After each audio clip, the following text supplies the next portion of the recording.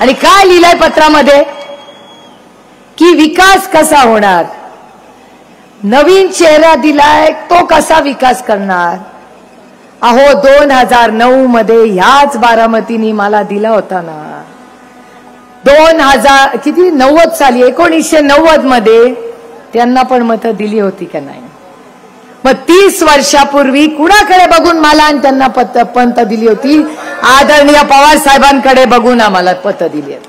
मी नेहमी सगळ्या पत्रकारांना सांगते की ओरिजिनल हा मतदारसंघ हा एकाच माणसाला कळतो. त्या माणसाचं नाव शरद पवार. अजित पवार आणि मी दोघही परिवारवाद आहोत. बरोबर आहे की नाही. मी तर परिवारवाद आहेच, पण अजित पवार पण परिवारवादच आहे. त्यांचे काका माझे वडील, त्यांच्यामुळे तर आम्ही आलो, नाही तर आम्ही दोघं बसलो असतो. तो काट्याचे वडील आणि मी लग्न होऊन जिथे गेले असते तिथे. पवार साहेबांनी आम्हाला संधी दिली आणि त्याच्यापेक्षा जास्त तो पवार साहेबांचा निर्णय तुम्ही मान्य केला म्हणून मी आज तुमच्या समोर उभी आहे.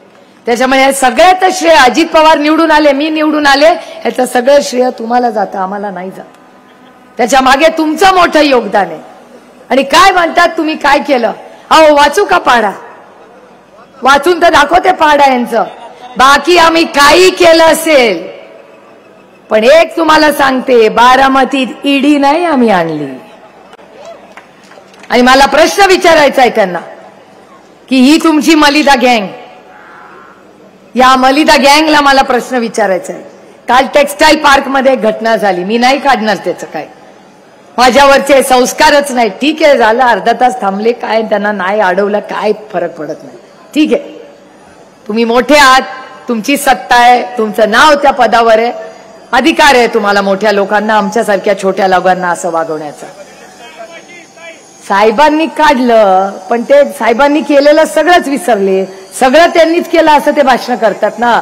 म्हणजे MIDC त्यांनीच काढली, विद्या प्रतिष्ठान त्यांनीच काढलं, साहेबांनी तर काहीच केलं नाही ना. विद्या प्रतिष्ठान कोणी काढलं, MIDC कोणी काढली. आता ते मी काय बोलत नाही, मी माझा मतदान करणार आहे, त्याच्यात मी ठरवलंय कुणाला करायचं. कृषी विज्ञान केंद्र ह्या देशामधलं जे माझे बंधू आज राजेंद्र पवार यशस्वीपणे बघतात, ते कोणी काढलं. म्हणजे MIDC पवार साहेबांनी काढली, शेतीला हमी भाव साहेबांनी दिला, कृषी विज्ञान केंद्र साहेबांनी केलं, आणि या देशातली सगळ्यात मोठी सरसकट 70,000 कोटी रुपयाची कर्जमाफी कोणी केली. तर ते सगळं विसरले, आता जाऊ दे. कारण का त्या मलिदा गँगनी इतकं गुरफटलाय ना त्यांना. तो चष्मा जो अमोल दादाला बदलायला सांगितला तो ह्यांनी बदलला असता तर हा दिवसच आला नसता. आणि त्या ज्या टेक्सटाईल पार्क मध्ये मला प्रश्न विचारायचा आहे, ते टेक्सटाईल पार्क आदरणीय पवार साहेबांनी मंत्री असताना इथे बारामतीत आणलं. 6,000 लोक तिथे कामाला असायची. आज किती लोक आहेत कोणीतरी हिशोब करा. 50% तिथल्या फॅक्टरीज आज बंद आहेत. मी पार्लमेंटमध्ये विचारणार आहे, कारण का तो पार्लमेंटचा विषय आहे, की पार्लमेंटमध्ये केंद्र सरकारने टेक्सटाईल पार्क इथे काढलं, पैसे दिले, किसी को तो जवाब देना पडेगा की केंद्र सरकारच्या पार्लमेंटच्या सगळा जो निधी तिथे टेक्सटाईल पार्क मध्ये आलाय, तिथे 2,000 पण महिला काम करत नाहीत, तिथे 6,000 महिला काम करायला हव्या होत्या. तिथले 50% युनिट बंद आहेत आज.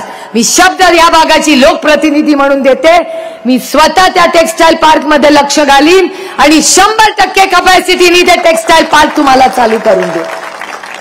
याच्यासाठीच तर आम्ही निवडून गेलो केंद्रात, नाही तर कशासाठी गेलो. पण त्या टेक्सटाईल पार्क मध्ये अजून काय, अजून एक गोष्ट सांगते माझ्या कानावर आलेली. आता हे तुम्हाला मला सांगायला लागेल. माझ्यावर त्या पत्रात टीका झाली आणि की सोन्याचा चमचा घेऊन जन्माला आल्यांना 1,500 रुपयाची काय किंमत. अरे हो, सोन्याचा चमचा घेऊन आले जन्माला मी. 1,500 रुपये हिला काय कळणार. सोन्याचा चमचा घेऊन जन्माला आले. हो सुप्रिया सुळे सोन्याचा चमचा घेऊन जन्माला आली. पण एक तुम्हाला सांगते की ह्या सोन्याच्या बांगड्या घालते ना, या 6 सोन्याच्या बांगड्या आहेत.